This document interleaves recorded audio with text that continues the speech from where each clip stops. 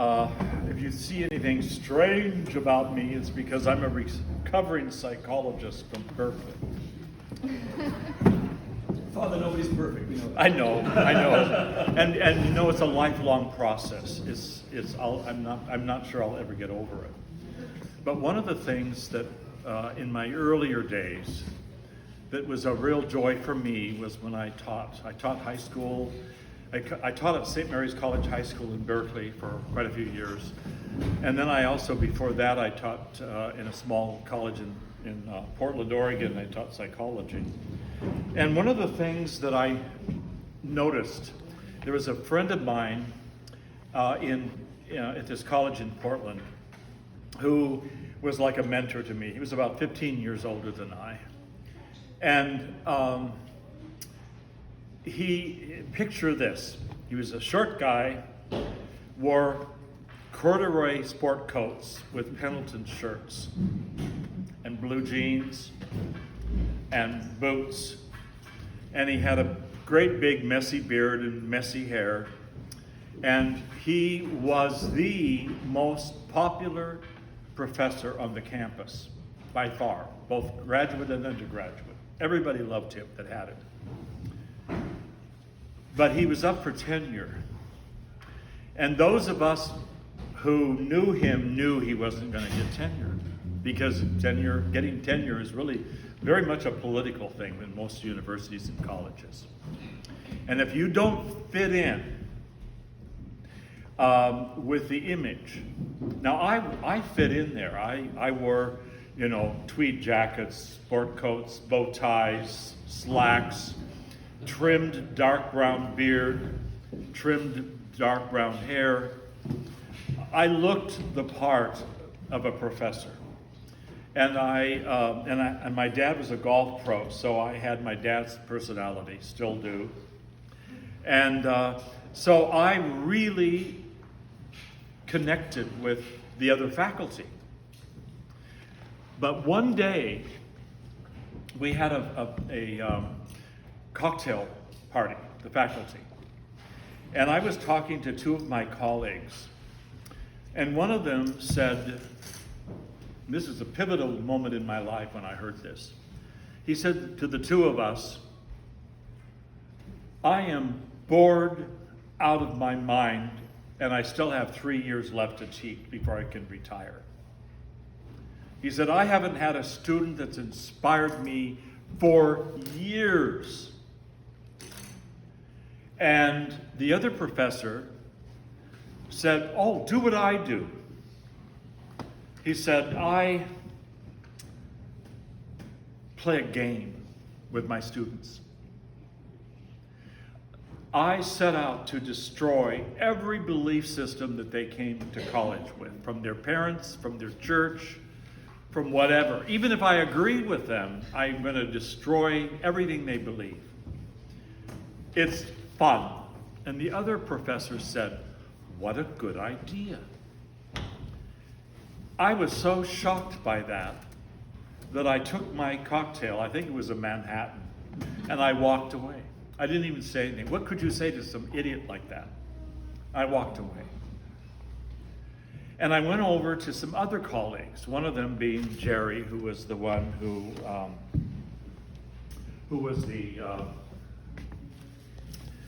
one that wasn't going to get tenure. And I said to Jerry, I told him what I just heard, and Jerry said,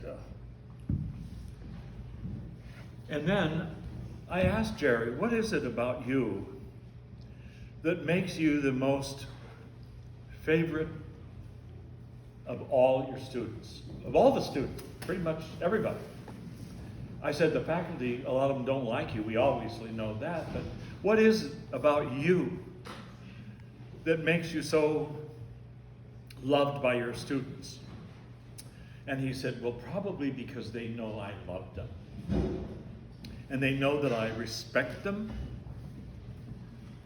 And they know that I come into the classroom knowing that I'm going to learn something from them today. And when I heard that, it just went straight into my heart. Now, I was an atheist at the time. I was a leftist.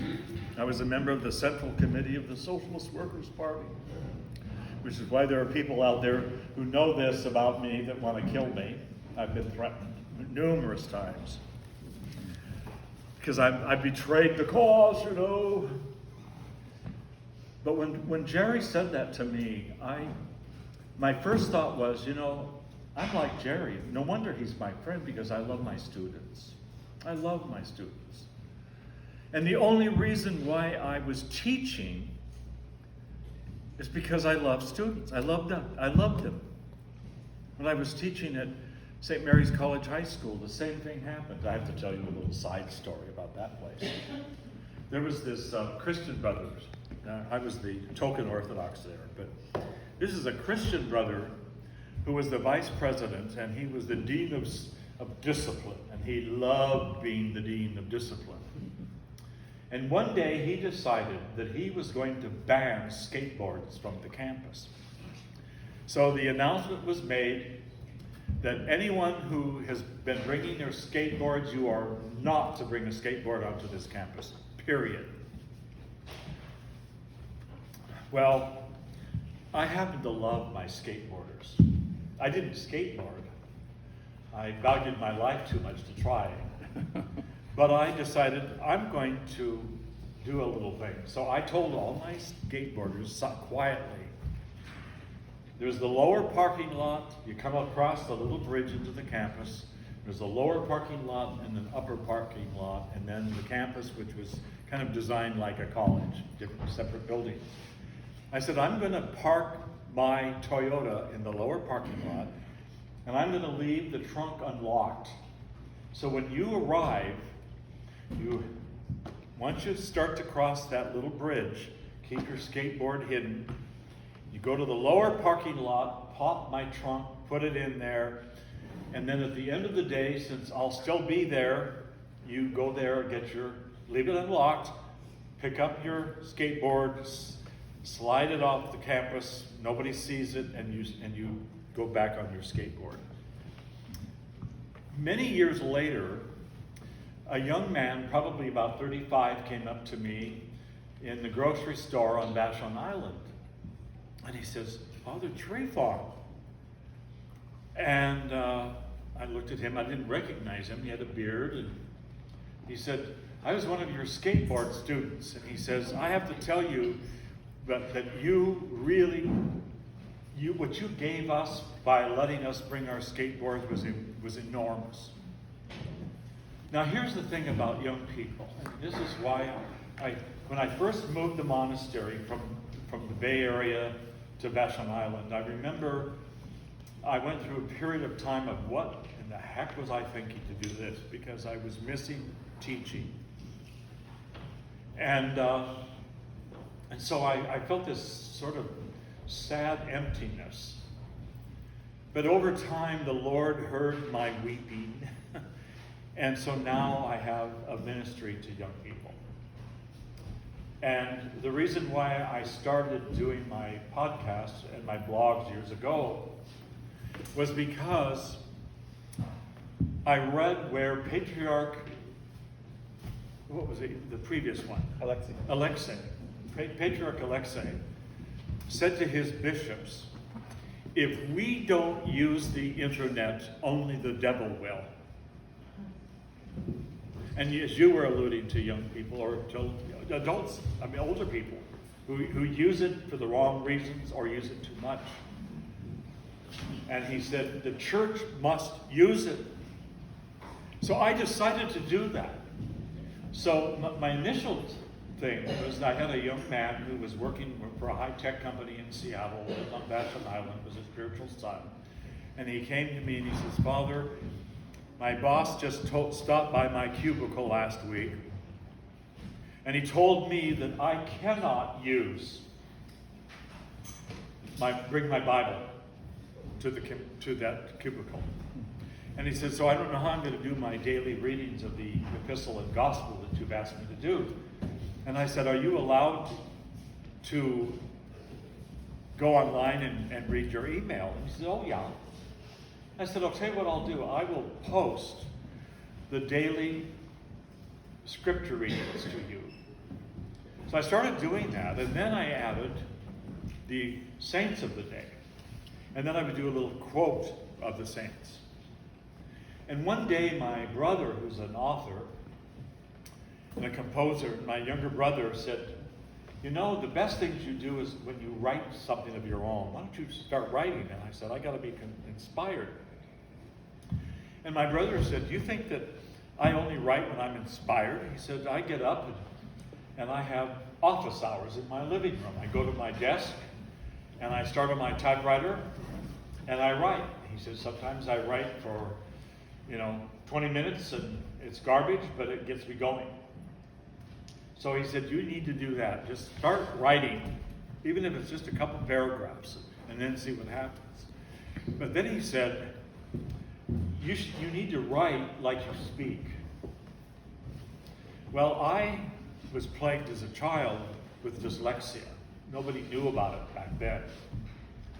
And so what saved me was that I joined the high school debate team.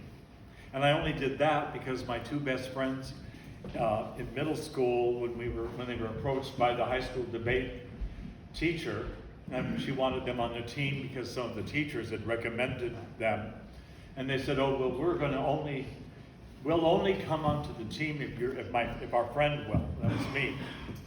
And the teacher and the debate coach had already heard that don't bother with Ed. He's stupid. And they said, well, we won't join unless you take him. So my friend Jim Cox and I, he's still a friend. He's now a retired professor at the University of Edinburgh in Scotland. And but Jim and I won the state championship in our senior year. It was debate where I learned how to be extemporaneous. As some of my friends have said, there's been no stopping you since then. You never shut up. But one of the things that I learned as a kid, I learned what it meant to suffer being bullied. And so when I became a teacher, I swore that I was never going to ignore bullying going on in my presence. So I would put a stop to it. No one ever slept in my classes, let me tell you. I remember once when I was lecturing in a large lecture hall, and there was a student about midway back, and he kept drifting off to sleep, and finally I stepped up the steps, and I stopped, and I looked down at him, and he was sleeping, deeply sleeping. Bless his heart. And all of a sudden, all the other students started laughing, and he woke up and he looked up at me, and I can tell you he never slept in my class again. The other thing I did is the first day of school, the students that were in the very back, which was usually the guys, I would move to the front row for the rest of the year. Because I may have dyslexia, but I have a strong intuitive ability. So then the word got out, oh, if you want to sit in the back for the first class, sit in the front. I have a strong intuition. So they would sit in the front, I would leave them there. Nobody ever knew what to do in his class. But I made it my goal that I really wanted to help young people, and especially in the church. Because, especially in this day and age, it's really difficult to be a young person in this age of wokeness. And so that's where my heart is. And so I started doing the daily writing. I started writing of my own things. And but with this young man, when he told me that, and that he could get his email, I started sending him the posted email, the posted Saints of the Day, and the epistle and gospel readings of the day, and a quote from the fathers. And my brother said, occasionally I would write. My brother said, well, do, as I said earlier, write like you speak. So I started doing that. And it kind of took off. I've got on Facebook, I've got 41,000 friends. And now ever since Ancient Faith Radio decided that I'm too radically conservative for them and threw me off, I now have numerous other places that I'm starting to post, and I'm learning more about what's out there and how I can use it. And as my brother said, when you're long dead, people will still hear your voice haunting the airwaves because it's all recorded. Bless your heart. So this is where I'm at with why I do this kind of ministry. And I live on an island. The island is about the size of Manhattan, New York, with a year-round population of about 11,000. So it's all rural. It's a 87% undeveloped forest on Vashon Island. And but we have probably hundreds of acres or hundreds of miles of trails on that island in public forests. And and we even have trails on our monastery grounds that I built years ago. But this is what I do, and this is my passion. And I especially like to engage people personally. So this past 2 years, I had when the pandemic began, I had to cancel a speaking engagement in Victoria, BC, and in Vancouver, BC, and in Calgary, Alberta, and 4 down here, including St. Tryphon's Seminary. I've really been looking forward to it because I like to engage people personally. But this is the Lord's will, and so, like everybody else, I had to deal with this. But what I'm saying to all of you is the most important element that each one of you has is what you can give to others in support. I know from personal experience what it's like to have a mother who had dementia, and I brought her from Spokane and put her in a care center on the island, and I saw her every day. I would take her for a drive every day, and if I couldn't do it, Father Paul would do it. And we always played her music because I had all of her CDs, and that kept her mind alert. I have something that I want to share with you that I've been doing for a long time. Some of you may know that I'm also a police and fire chaplain. I've been doing that for 20 years. And I do it because and it's not like a big job. It's like when I'm needed, I'm there. And so one of the things that I really wanted to do early on with this chaplaincy is I wanted to make a difference in the lives of police officers, sheriff's deputies, firefighters, and medics. And what I wanted to do is I wanted to let them know that somebody cared for them. That somebody genuinely cared. I don't see it as a job. I don't get paid for it. But I wanted to, and my experience out there, I'll give you one example. I was called one night, I was exhausted, I was just starting to go to bed at 10 o'clock, and I got a call, and I had to respond, and I went on the west beach of the island, to a very remote house, and the sheriff's department and the medics were waiting for me so they could leave to do their own jobs. But there was an elderly woman whose husband of 62 years had died of a heart attack in their living room. And when you live on an island, the only way that the medical examiner could get there is on the first ferry around 5 in the morning. And it was around 2 by the time everybody had left. So I sat in the kitchen at this little table, and there was an open bottle of wine, and I poured this old lady a little glass of wine and myself a little glass of wine. And I had her sitting here facing me, and back there was her dead husband with a sheet over him on the sofa. And the last thing anybody wanted to do was to leave that old woman alone until the early hours of the morning when the medical examiner could come to retrieve the body. So what I did is I just asked her, I said, tell me about your life. As many years that you were married, tell me about your husband. How did you meet? And she shared. And a number of months later, I was in a pizza house parlor on the island with a couple of my monks. I treated them to pizza. Actually, I treated myself to pizza, and I had them so that I wouldn't feel guilty.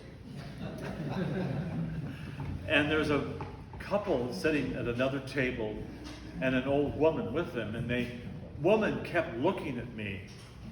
And I had no idea who she was, and finally, as they were getting up to leave, she came over and she said, excuse me, Father, but you probably don't remember me, but you spent the early hours of the morning with me after my husband died of a heart attack. And it meant everything to me. I don't know how I would have gotten through that if you hadn't been there.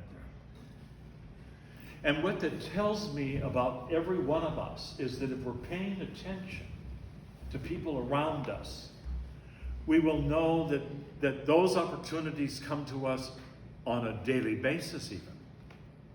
There was one year that I've had two occasions.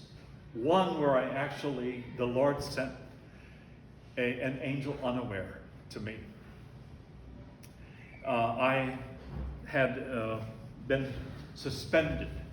This is when I'm under Archbishop Anthony. Somebody made an accusation against me in Seattle, and the same person had made an accusation against Father Constantine. And so the Archbishop knew that this woman was known to say stuff like this. And so I had just gotten back from a retreat, a pastoral retreat, and I got a call. And I put my back out in San Francisco. And so my chiropractor said, you can't go anywhere, just rest for the next week, And I get a call from Bishop Kirill, you got to come back.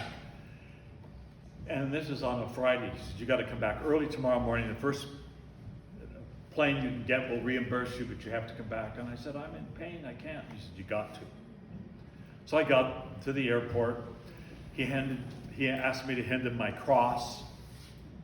I was told I couldn't bless anybody, and he wouldn't tell me what it was. I was just suspended. That's all I knew.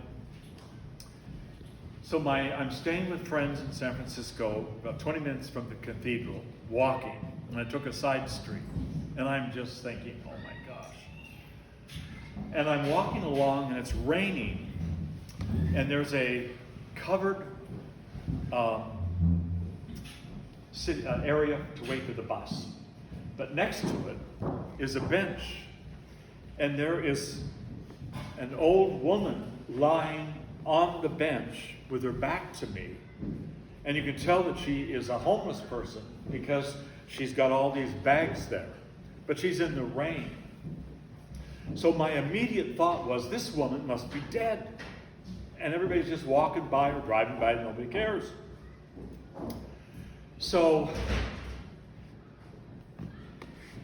I turned and walked towards her. She couldn't see me because I couldn't see her face. She was lying on her side. And I walked up to her, and before I even got to her, she sat up, she put one hand in the air, and she said, praise Jesus, my friend is here. Praise Jesus, my friend is here. Praise Jesus, my friend is here. And then she looked at me, And it was a black woman, a heavy-set black woman. And I'm thinking, first of all, I've been saying the Jesus prayer. So she didn't say praise the Lord, she said praise Jesus. So it kind of connected in my mind. I mean, my gosh, this woman is saying essentially her version of the Jesus prayer. And so I went up to her and I said, I'm going through a very difficult time. Would you pray for me? Praise Jesus, help my friend. Praise Jesus, help my friend. She said it 3 times. Trinitarian. And so I knew this was different. So I got to the cathedral, I went to the liturgy, and then I did the only thing I could think of doing during the day when I'm going through this tension about what's going to happen to me. So I went to the school down below. And I hung out there with some of the teachers that I knew and the kids. At the end of the day, I attended the visual service, and then I'm walking back. And I'm thinking, wouldn't it be interesting if she was still there? Well, she was. She was still lying on that same park bench with her face away from me. She couldn't see my face. I couldn't see hers. And all of a sudden, she sits up. Praise Jesus, my friend is back. Praise Jesus 3 times. And so I sat down on the bench with her. And I said, I'm really going through a struggle. I didn't tell her what it was, but I said, I really appreciate your prayers. And she said, praise Jesus, help my friend 3 times. So remember Annie that used to work there? Yeah, well, so the next day I told Annie about this. And Annie lived in that area. So she says, I'm going to go look for her. So when Annie got off teaching, she went to look for this woman and she wasn't there. The next day she said, oh, I didn't see her. But an hour later, on my way back, there she is. Praise Jesus, my friend is here. And by then I figured, you know what? I bet you this is an angel unaware ministering to me. And the Lord, who must have a sense of humor, knew that Father Tryphon needed a black bag lady ministering to him as an angel unaware. Ultimately, I was told that the Archbishop had had me suspended because the letter had been sent to the Metropolitan, who would have made me come to New York for an ecclesiastical trial, and he was in Canada, the previous one. And he said, he told Bishop Curell, let's get him to San Francisco so I can take it over and he won't be going there. So they finally, this woman was excommunicated for having done this twice to a priest. And so I was reprieved. I went to the Archbishop's little hovel with a ceiling that was so low I could stand and talk and touch it. It had survived the San Francisco earthquake, and he made me lunch. He made me lunch. It wasn't the best lunch, but it was lunch. Yeah. And it was a marvelous moment. So when I was called by Bishop Curell to go up with him to the altar, and he took my cross and put it around my neck and said, "You're reinstated." So on my way back, I'm hoping that this woman is there, that this angel unaware, so I can thank her. So I crossed the street, and this time, for the first time, this is the 3rd day, she's sitting up, and she's eating Chinese food with chopsticks. How many bag ladies, black bag ladies, have you ever seen eating Chinese food at a bus stop? And I thought, and my first thought was, where did she get the Chinese food? And I looked right across the street, and it was the only vegan Chinese restaurant that I was aware of, and it was in Great Lent. So this bag lady, who is really an angel unaware, is eating vegetarian, vegan Chinese food. So I sat down next to her. And before I left the cathedral, I went into the bookstore, and Father Ambrose, Monk Ambrose, was running the bookstore, and he says, Father Tryphon, I have a bag of cookies for you. And I said, I don't want any bag of cookies. No, you have to have the bag of cookies. I don't want any bag of cookies. They're vegan. Take them. Okay, I'll take them. So I've got a unopened bag of vegan cookies. So I sat down next to this angel unaware who's eating vegan Chinese food. And I said, I want to give you this bag of cookies. They're vegan, they're Lenten. And she says, praise Jesus, I got dessert. praise Jesus, I got dessert 3 times.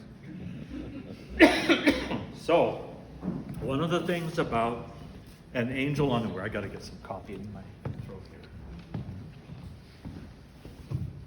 So, here she is. She taught me a lesson. Because not only are we often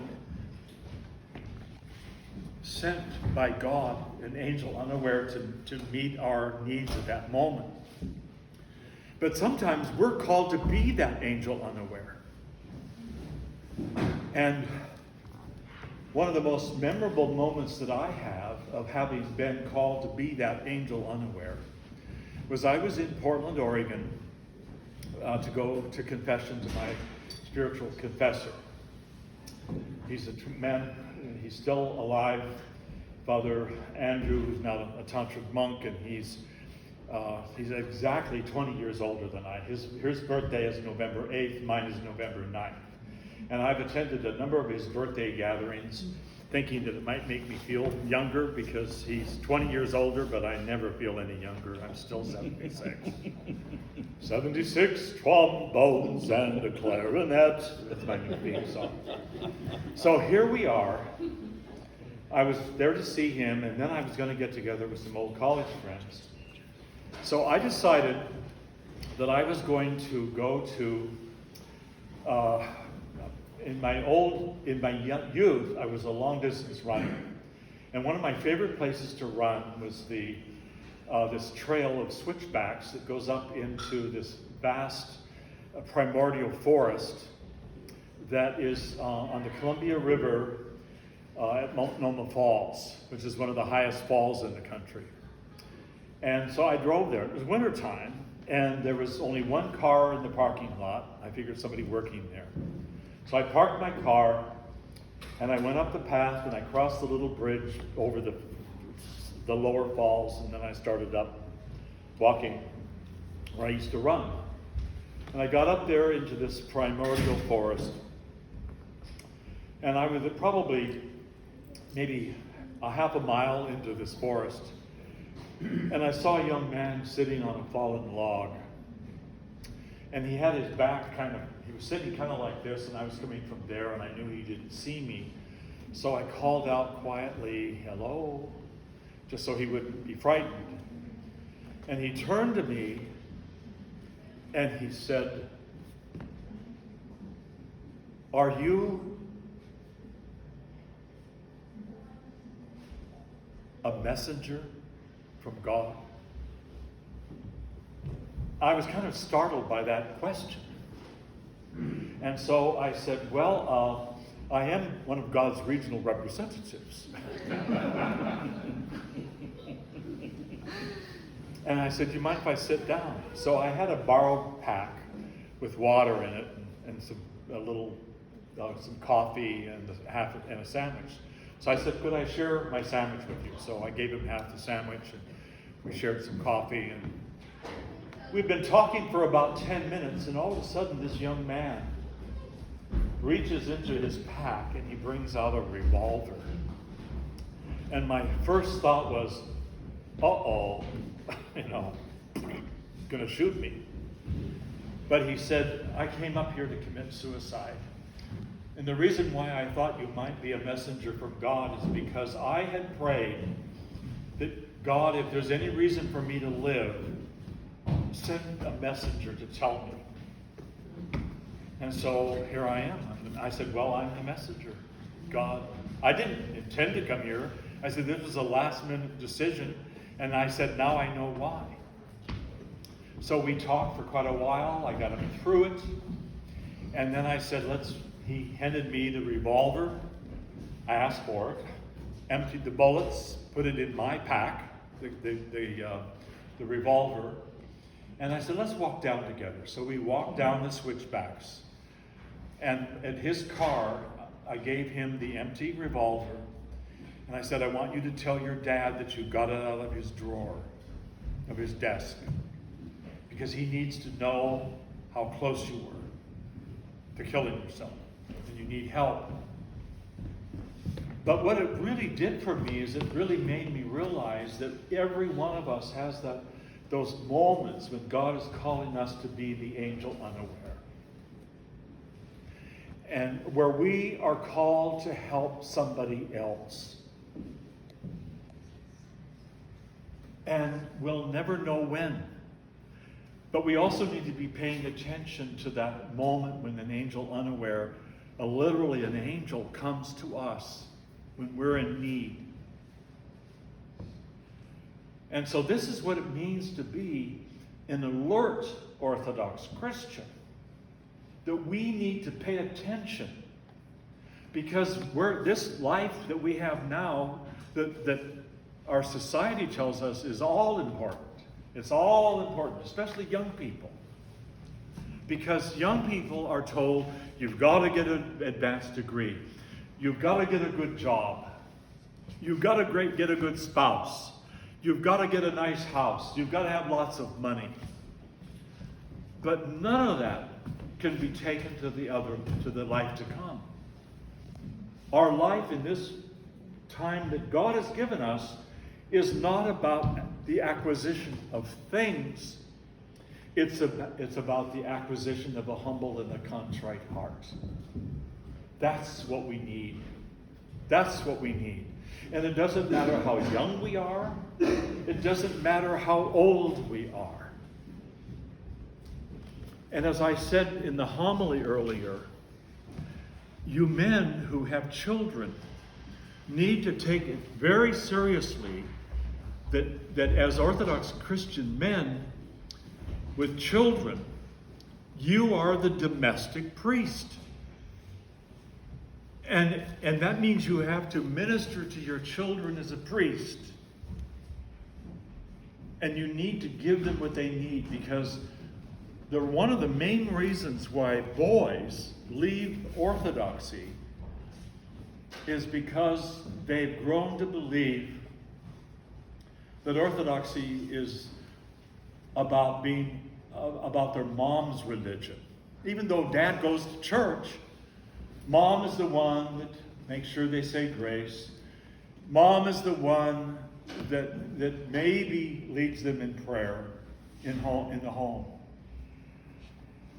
But I guarantee when the man, the father, is the instructor to his children in the faith and teaches those children how to take their faith seriously and how to bring their faith home from church. Because as beautiful as that temple is, and as beautiful as the divine liturgy is, that is what gives us the strength for the rest of the time out there. And so for all of us, men and women, and young people and children, we need to take the faith and activate it where we are now. And I live on an island, as I said, 11,000 people. And I remember early on thinking, why did the Lord ever bring us here? It's, as I was telling you earlier, Seattle I refer to as the Soviet state of Seattle. And Vashon Island, Father George Lauren, about probably 1989, called me one day from New York. And he says, Father, I now know why you moved to Vashon Island. I said, oh? He said, there's an article in the New York Times about Vashon Island. And I said, oh, do tell. He says, it says that Vashon Island has the largest concentration per capita of lesbian couples in the country. And I said, oh, now you know my secret. Vashon Island is a very, very woke community.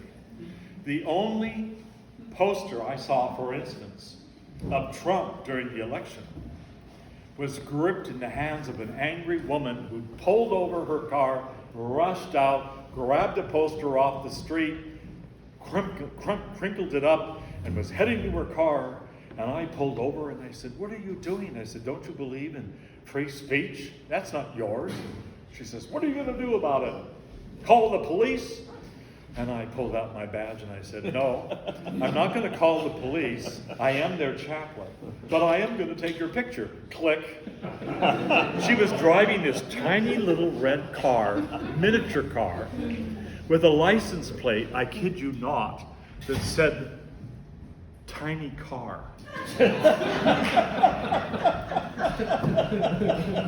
Bless her heart. Yeah. It's like the Coke bottle that just open at her end. Yes. And so, but you know, the way I deal with all those kinds of people is with humor, because it's hard to hate somebody that makes you laugh. Think about it. I remember my dad, when I was a kid, he was a golf pro, and he used to just embarrass the heck out of me. He was funny and outgoing, and I was a kid, wanted to, oh, don't look at me, you know, that kind of stuff. And then when I turned 50, I'm 76, when I turned 50, I remember looking in the mirror and saying, oh my God, I've turned into Dad. But I had the chance to tell my dad, I had the chance to thank him for what he gave me.